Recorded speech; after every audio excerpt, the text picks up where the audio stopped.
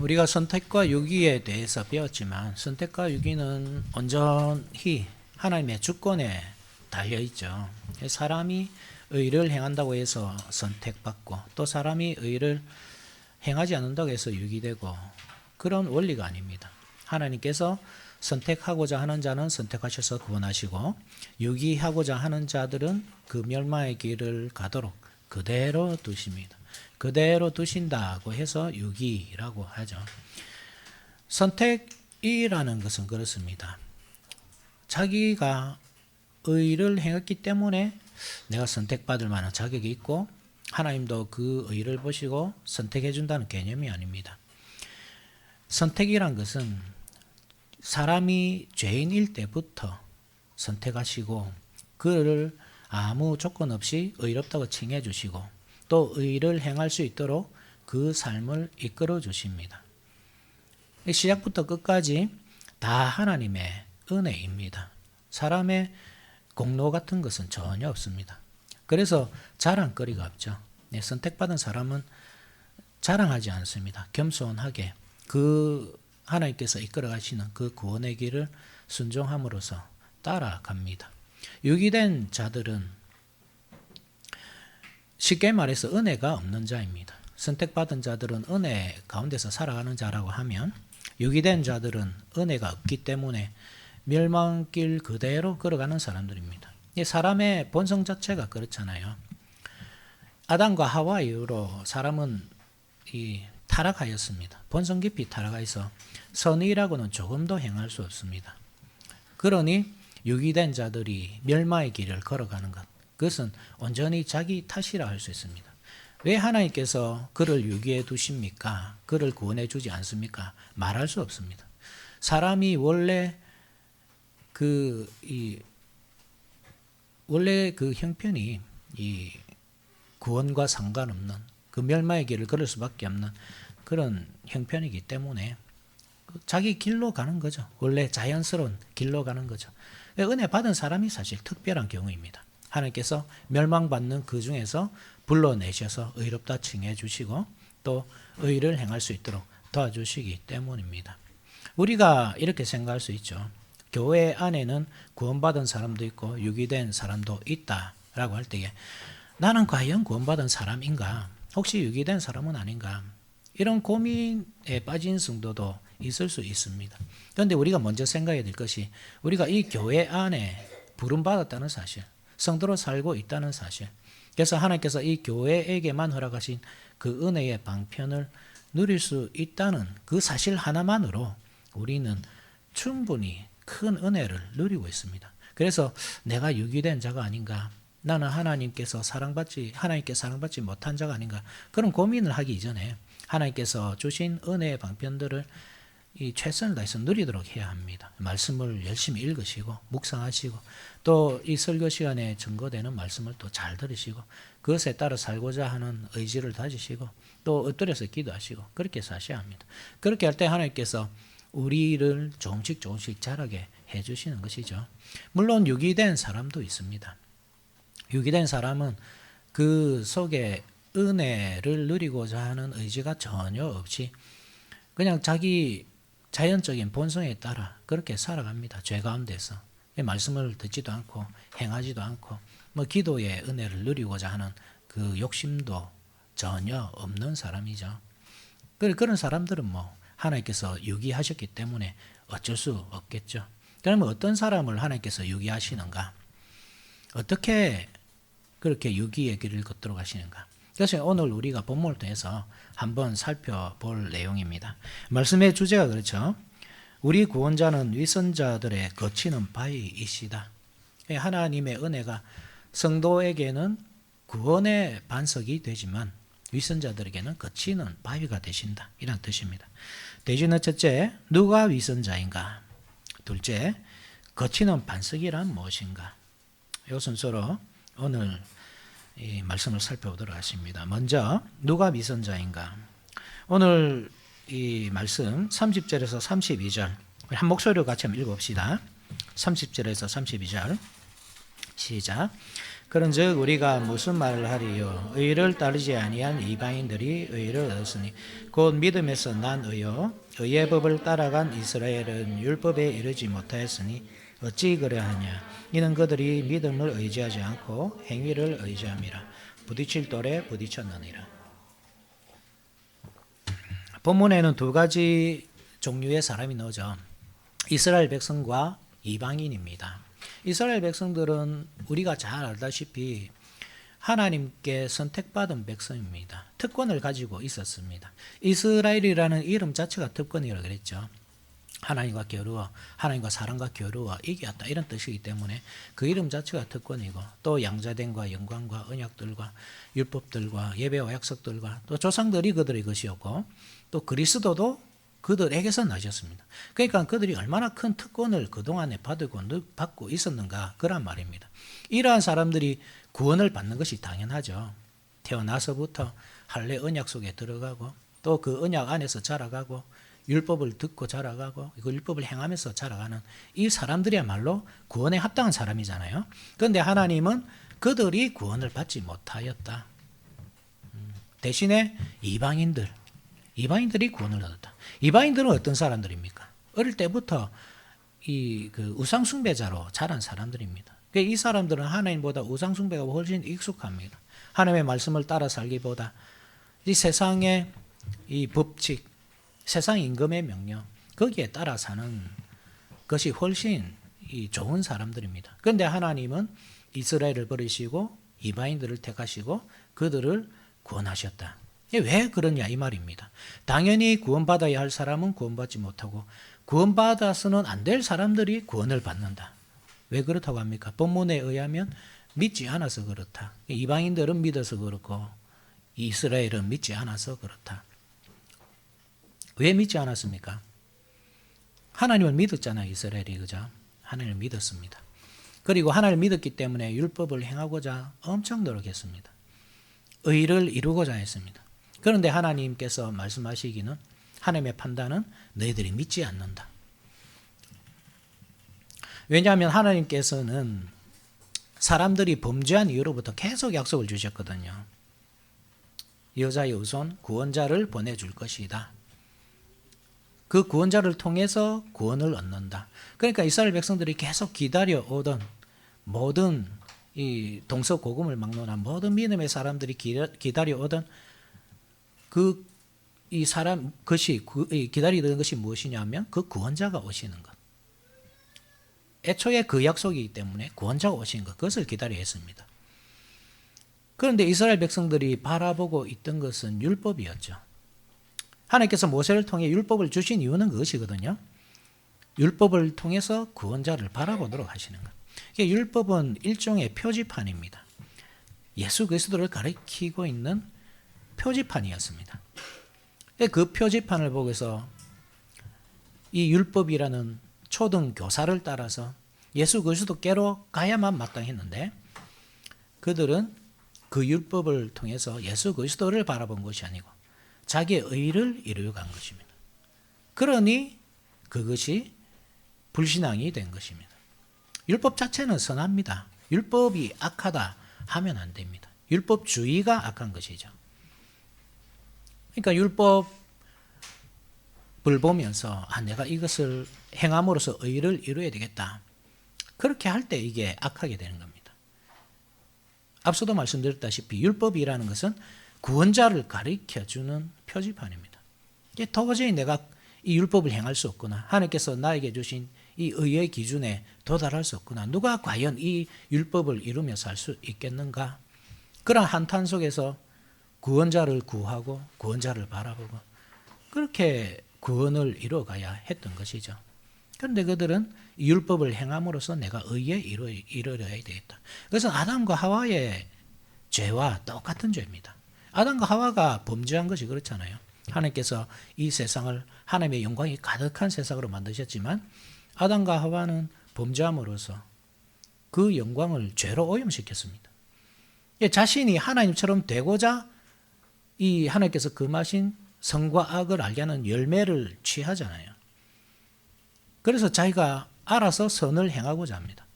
하나님께서 주신 방식대로 이 선을 행해야 되는데 자기가 생각해낸 어떤 기준에 따라 그 선을 행하자 합니다. 그것이 자기가 이 세상의 주인, 왕, 신처럼 행하는 그런 악한 행동이었던 것입니다. 율법주의가 그렇습니다. 율법주의도 그 중간에 그 율법주의를 잘 보시면 하나님이란 것이 없습니다. 하나님은 안중에 없습니다. 하나님을 찾지 않습니다. 오로지 자기의 의를 추구하는 거죠. 그런데 율법이 그렇잖아요. 율법을 누가 행합니까?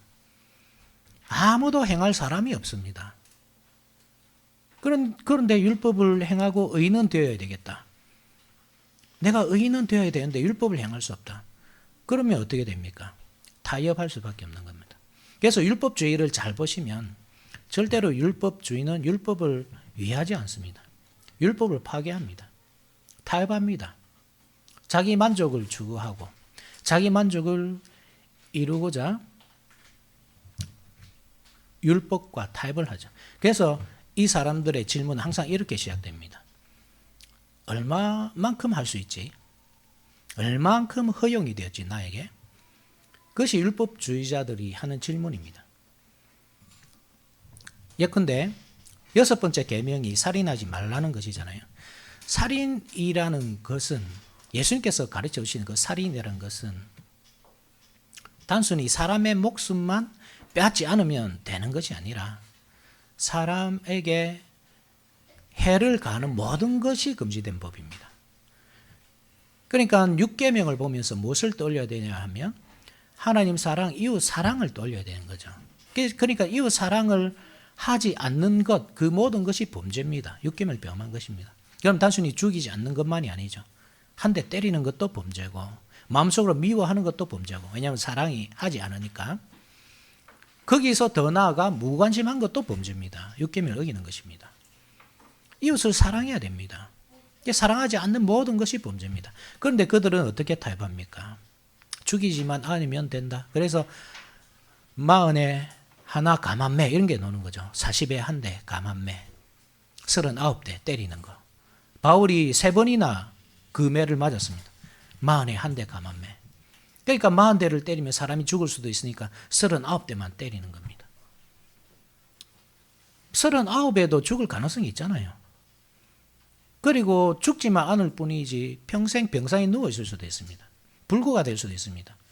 그 사람이 한 가정의 가장이라고 할 때는 그가 그 가정을 이 생계를 책임져야 된다고 할 때는 그 가정 자체가 무너질 수도 있습니다. 그런 것들은 관심이 없습니다. 이웃에 대한 관심이 전혀 없습니다. 그 가정이 무너지든지 그 사람이 평생 불구로 살든지 평생 누워서 지내든지 설사 죽더라도 관심이 없습니다. 39대 나는 39대 딱 때렸기 때문에 나는 율법을 지켰다. 그러니까 나는 죄가 없다. 오로지 자기 만족이죠. 자기 타협. 그게 율법주의입니다. 그러니까 율법주의라는 것은 애초에 하나님이 없고 그리고 율법을 행하고자 하는 마음도 없습니다. 그냥 자기 만족적입니다. 자기 중심적입니다. 그러한 이 신앙의 자태가 우리 가운데 없습니까, 사실? 너무나 많잖아요. 우리가 신앙생활 하면서 하나님 중심적이지 않은 모든 것, 자기 중심적인 것, 자기 만족을 위해서 하는 모든 것이 율법주의라고 할 때 우리가 바로 그 율법주의자가 될 수 있다는 사실을 여러분 아셔야 합니다. 우리는 신약시대에 살기 때문에 유대인들과 다르다 이렇게 생각하시면 안 됩니다. 여러분들은 하나님의 말씀이 여러분들 귀에 들릴 때 그것을 어떻게 이해하십니까?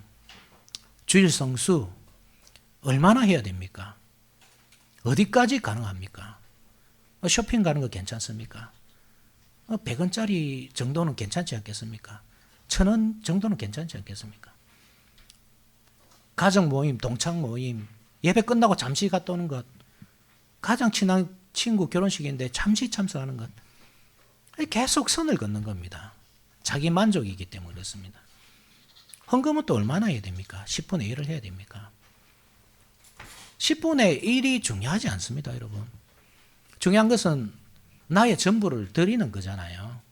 하나님께서 당신 자신을 우리에게 주셨으니 우리도 우리 자신을 하나님께 드리는 것. 그 10분의 1이라고 정해놓은 것은 우리가 일상을 살아야 때문에 집도 팔고 밭도 팔고 다 팔아서 교회에 바쳐라 이렇게 하는 것이 아니라 가장 귀한 것, 가장 중요한 첫 번째 것, 그것을 하나님께 드려라 이런 의미로, 그러니까 나 자신을 드린다, 내 전체를 드린다 이런 의미로 11조를 하는 겁니다. 그 정신이 없으면 사실 헌금을 하면 안 되죠. 오염시키는 겁니다. 하나님의 일을. 하나님께서 여러분들이 헌금으로 낸 그것으로 복음을 위해 사용하시는데, 복음의 확장을 위해 여러분들이 헌금을 가지고 사용하는데 거기에 오염된 돈을 집어넣음으로써 그 복음을 오염시키는 겁니다. 그렇게 하면 안 됩니다. 그래서 많이 하는 것, 그게 중요한 게 아니고 내 진심을 다 담아서 내 전부를 하나님께 드립니다, 이런 마음으로 드리는 게 중요하죠. 이만큼 딱 했으니까 나는 나머지는 내 마음대로 쓰겠다. 이것은 여러분 율법주의입니다. 자기 만족입니다. 이것이. 이성친구와 교제하는 문제도 그렇잖아요. 앞으로 우리 자녀들이 이성친구도 만나고 교제도 하고 또 결혼도 해야 되겠지만 어디까지 가능합니까? 이성교제가. 스킨십이 얼마나 가능합니까? 이제 어디까지 가능합니까? 손만 잡으면 괜찮지 않겠습니까? 키스 정도는 괜찮지 않을까요? 그래, 한번 보십시오. 이게 이웃 사랑이 있는지. 자기 만족이잖아요. 자기 유익이잖아요. 사랑은 자기 유익을 구하는 게 아닙니다. 그렇죠? 자기 유익을 구하면서 나는 여기까지 딱 할 수 있으면 좋겠다. 여기까지 딱 하면 괜찮지 않겠나. 그렇게 이웃에게 피해를 주는 것, 그것이 어떻게 사랑입니까? 하나님을 사랑한다고 할 때 하나님께 모든 것을 드리는 것, 그것이 하나님 사랑이라고 할 때 이웃 사랑도 똑같습니다. 이웃 사랑은 이웃에게 유익을 끼치는 것입니다. 그래서 내 유익을 구하지 않고 내가 어떻게 하면 이 사람을 보호해 줄 수 있을까? 이 사람이 신앙에서 떠나지 않도록 지킬 수 있을까? 아니면 하나님께로 더 가까이 갈 수 있도록 도와줄 수 있을까? 그것을 고민을 할 때 내가 스킨십을 얼마나 할 수 있습니까? 가능합니까? 그런 질문 자체가 나올 수가 없습니다. 이 율법주의가 여러분 얼마나 위험한지 보십시오. 그것은 율법을 파괴하는 법입니다. 절대로 율법을 위하지 않습니다. 자기 만족뿐입니다. 자기 중심뿐이고. 우리는 그러한 율법주의로부터 돌아서야 합니다. 제가 예를 몇 가지만 들었지만 우리 삶의 전반 곳곳에서 여러분들 이 사실을 잘 기억하시기 바랍니다. 내 중심일 때 반드시 율법주의로 가게 됩니다. 내 유익을 구할 때. 우리는 나의 유익을 구하지 않습니다. 하나님의 유익을 구하고 하나님의 영광을 위해 사는 사람들입니다. 하나님 중심의 삶을 사는 사람들입니다. 그때 우리는 위선자가 아닙니다. 그런데 나 중심으로 나의 유익을 위해서 이 타협하기 원하는 것, 내 마음을 하나님께 드리지 않고 선을 끊기를 좋아하는 것, 딱 요만큼. 그것이 바로 위선적인 행동이고 위선자의 전형적인 모습입니다. 두 번째, 그러면 거치는 반석이란 무엇입니까? 어째서 이 위선자들에게 거치는 반석이 된다는 뜻인 말씀입니까? 이 33절 같이 한번 읽어봅시다. 33절 시작. 기록된 바 보라 내가 걸림돌과 거치는 바위를 시온에 두노니 그를 믿는 자는 부끄러움을 당하지 아니하리라 한과 같으니라. 이 말씀은 구약 성경의 인용이거든요. 두 가지 말씀을 함께 인용했습니다. 두 가지 말씀이 이 속에 들어 있습니다. 뭐냐면 이사야 28장 16절과 이사야 8장 13절 14절입니다. 먼저 이사야 28장 16절을 같이 한번 볼까요? 이사야 28장 16절.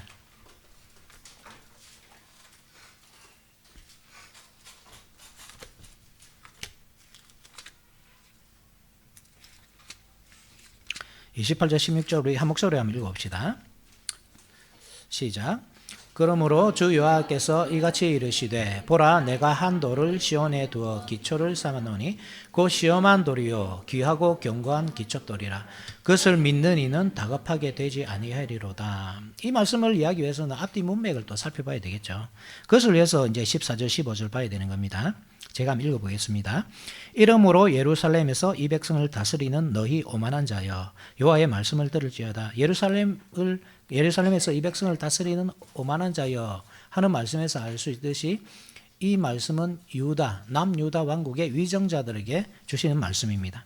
너희가 말하기를 우리는 사망과 언약하였고 수월과 맹약하였은즉 넘치는 재앙이 밀려올지라도 우리에게 미치지 못하리니 우리는 거짓을 우리의 피난처로 삼았고 허위 아래에 우리를 숨겼음이라 하는도다.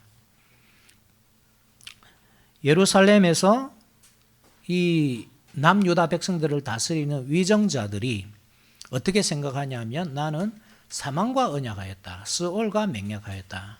그러니까 내가 어떤 짓을 해도 절대로 심판받지 않는다. 반드시 구원은 한다. 이란 말입니다. 28장 1절 한번 보십시오. 에브라임의 술 취한 자들의 교만한 면류가 나와 있을진저. 그러니까 이 말씀이 어떤 문맥 속에 있는지 알겠죠. 에브라임의 심판에 대한 말씀 문맥 속에서 예루살렘의 위정자들에게 이 심판의 말씀을 줍니다. 이 말씀은 히스기야 시대에 주어진 말씀이거든요. 히스기야 이전에, 그러니까 북이스라엘은 호세아 왕이 마지막 왕입니다. 주전 722년에 아수르에 의해서 완전히 멸망을 당합니다. 그들은 멸망을 당했습니다. 그렇지만 우리는, 이 유다를 다스리는 위정자들은 그들은 멸망이 당했지만 우리는 사망과 언약을 맺었고 수월과 맹약하였기 때문에 안전하다. 이렇게 표현하는 겁니다. 왜 이렇게 표현합니까? 북이스라엘이 어떤 범죄를 저질렀는지 우리는 이 말씀을 통해서 잘 알지 않습니까?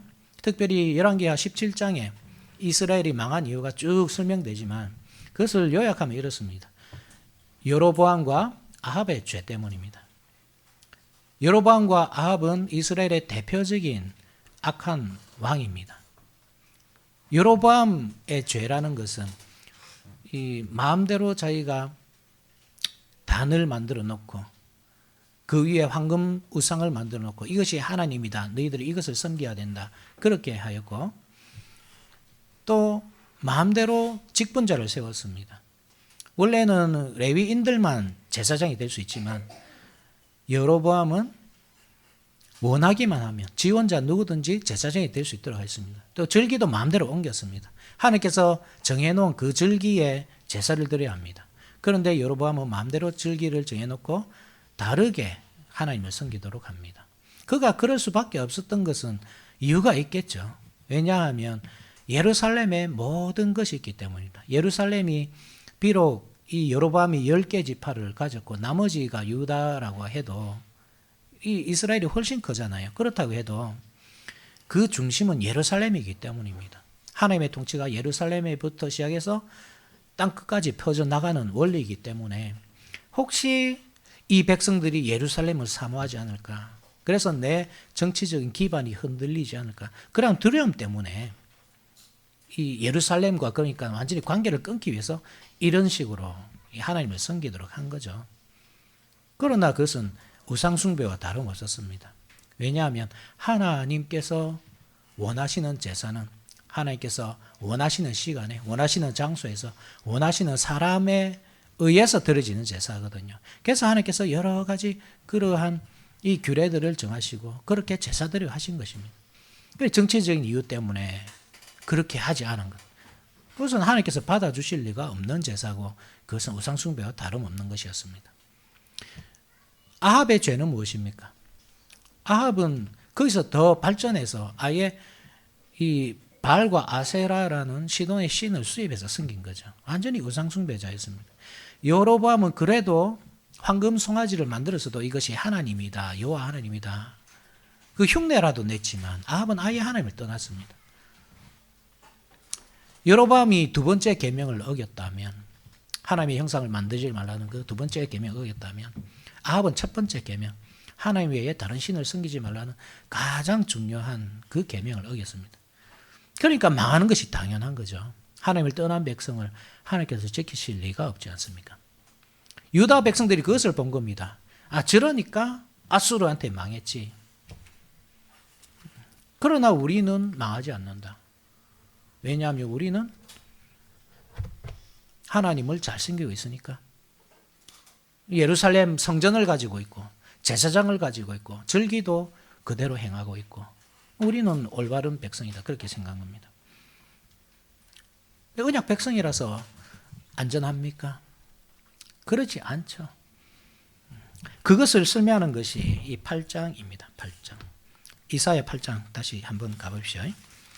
이사야 8장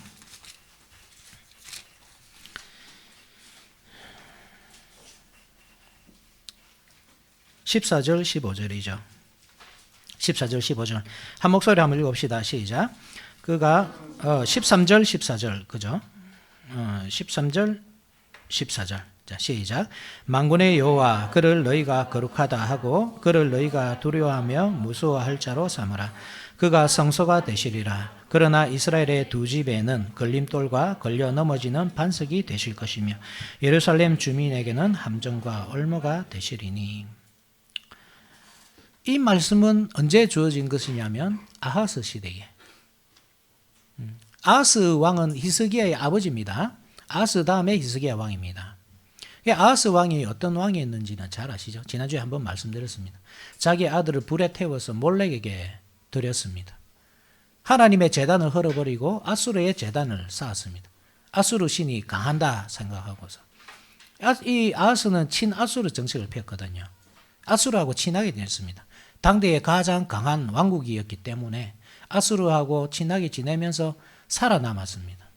북이스라엘은 정치적으로 볼 때 아수르를 반대했습니다. 아람이라는 나라와 손을 잡고 아수르와 대항하다가 아수르에게 완전히 무너진 것이죠.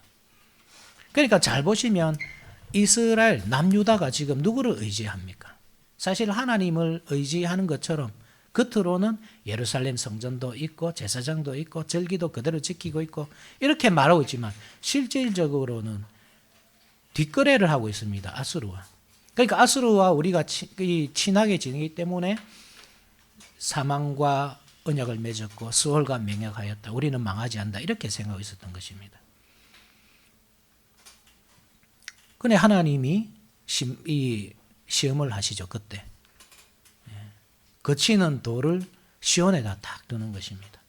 그것을 믿을 때 구원을 얻지만 믿지 못할 때는 걸려서 넘어지는 겁니다. 이 히스기야의 아버지 아하스가 그렇게 아수르와 맹약을 맺고 이제 우리는 이 심판으로부터 구원받았다. 그렇게 자랑하고 있을 때 히스기야 시대에 어떤 일이 있습니까? 아수르가 쳐들어오잖아요. 그 언약이 오래 가지 않습니다. 산헤립이 18만 5천 명이라는 대군을 이끌고 유다를 침공합니다. 히스기야가 무엇을 했겠습니까? 기도했습니다. 하나님을 의지했습니다. 그러니까 거치는 돌이 그 앞에 있다고 할 때에 히스기야는 그 돌을 믿었습니다. 그 돌이 여러분 하나님의 이 말씀이거든요. 하나님 자신입니다. 이방인들이 막 쳐들어옵니다. 온 힘을 다해서. 우리의 본성은 뭡니까? 온 힘을 다해서 그와 대적하는 겁니다.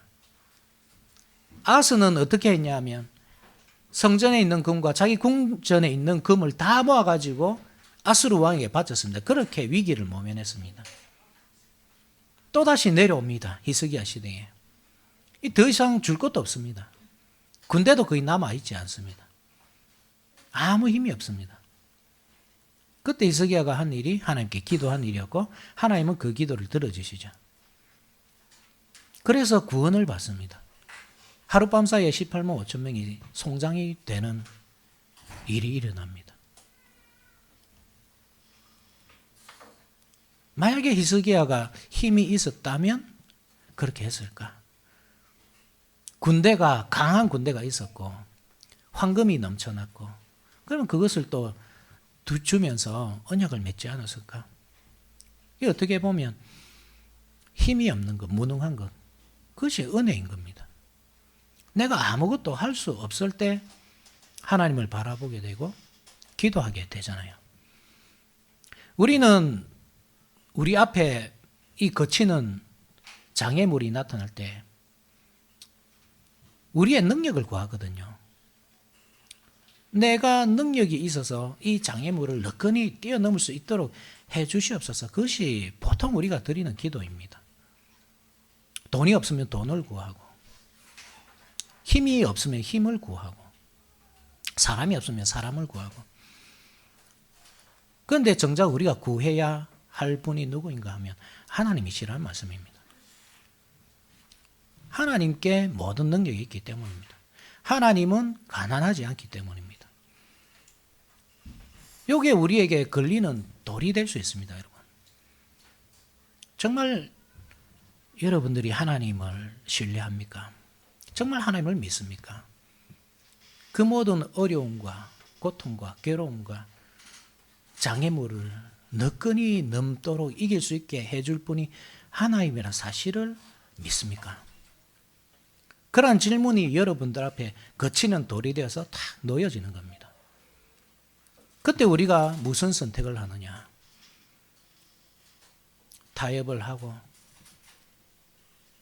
내가 할 수 있는 만큼 최선을 다해서 그 돌을 넘어보려고 애를 쓰고, 그렇게 할 때 그것은 걸리는 돌이 됩니다. 우리는 절대로 앞으로 나아갈 수 없습니다.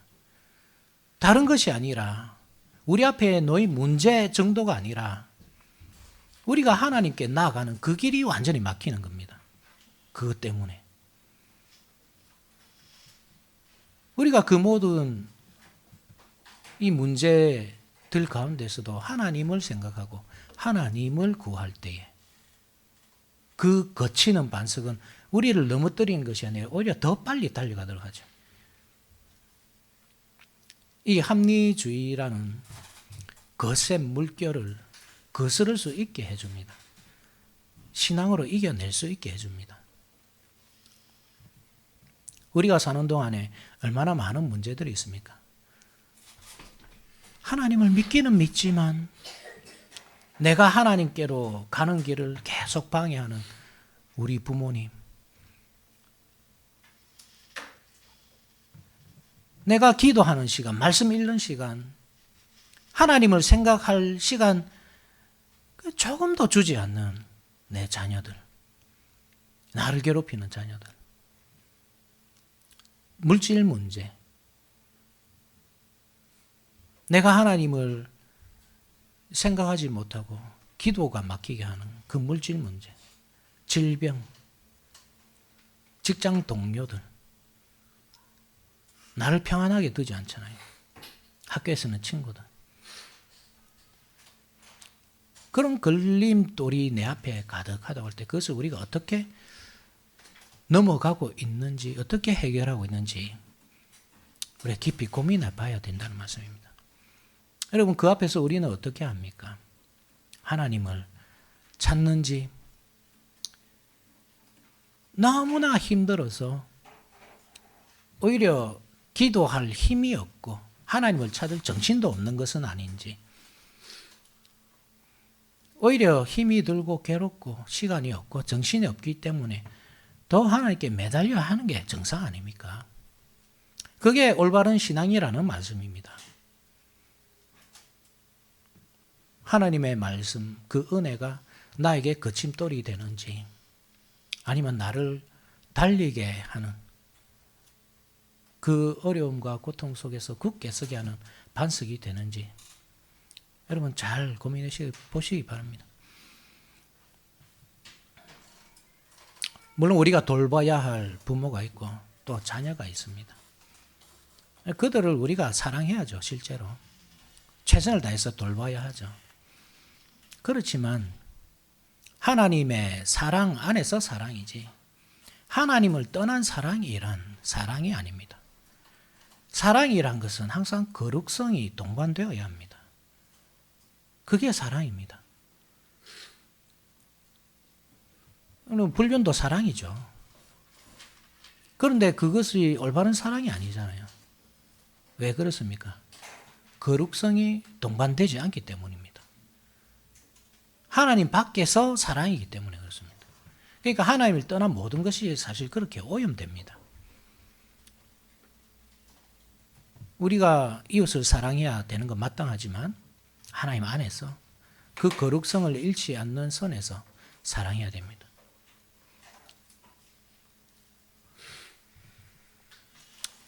우리 앞에 놓인 반석이 무엇인지 여러분 잘 고민하시기 바랍니다. 그리고 믿음으로 이 반석 위에 여러분 굳게 서십시오. 하나님의 말씀 그 은혜 위에 굳게 서십시오. 그때 우리는 넘어지지 않습니다. 넘어질 것 같다. 하나님께서 주신 말씀대로 다 살다가 어떻게 우리가 이 세상을 살아가겠습니까? 이 도태되는 거 아닙니까? 그렇지 않습니다. 말씀 위에 굳게 설 때, 반석 위에 설 때 우리는 오히려 이 멸망으로부터 구원을 얻게 됩니다. 이 말씀을 베드로 사도도 인용하거든요. 우리 요거 한 번만 더 찾아봅시다. 베드로 전서 2장 6절 8절. 베드로 전서 2장 6절 8절.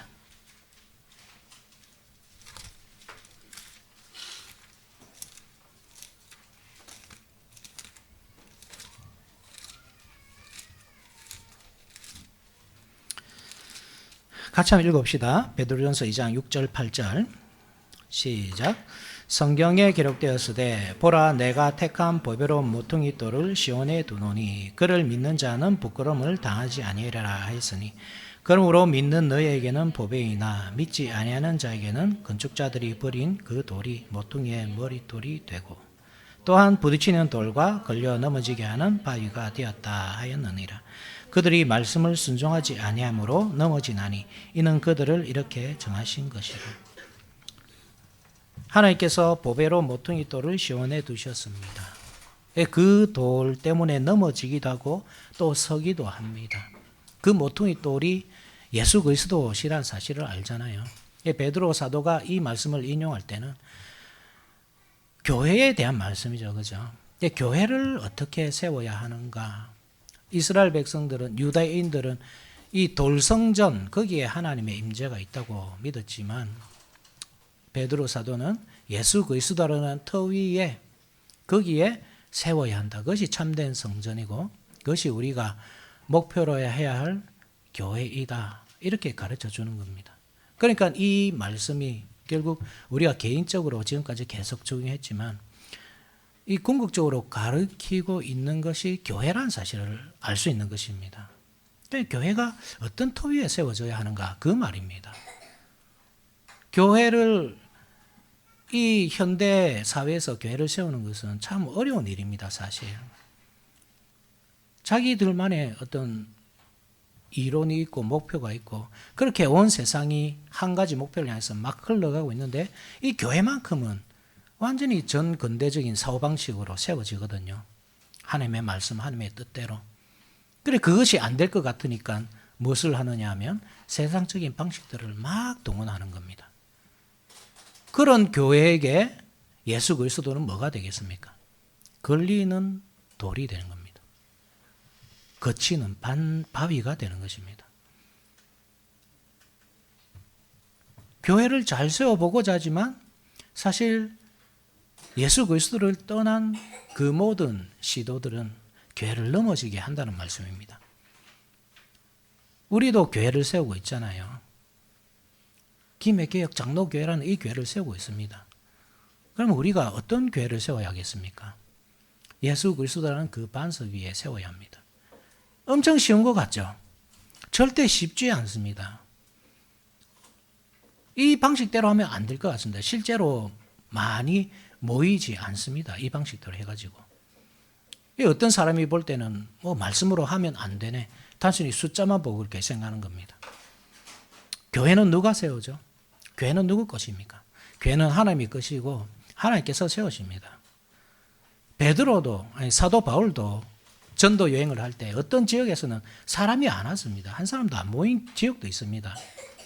그러면 그게 실패한 전도입니까? 예수님도 자기 고향에서는 환영받지 못했습니다. 그럼 예수님의 사역이 실패한 것입니까? 교회가 그것이 아니란 말입니다. 하나님께서 세우시기 때문에 때로는 많이 모일 수도 있고 때로는 적게 모일 수도 있습니다. 시골에서 목회하는 이 교회에서는 뭐 많이 모이지 않을 수도 있습니다. 한 10명, 20명 그렇게 평생 갈 수도 있습니다. 그러면 그렇게 모인다고 해서 실패한 목회자냐, 실패한 목회냐. 오늘날 교회가 얼마나 성공주의에 또 물질주의에 물들인지 모릅니다. 우리는 그런 물질주의에 물들어서는 안 되겠습니다. 이 말씀을 잘 기억하셔야 됩니다.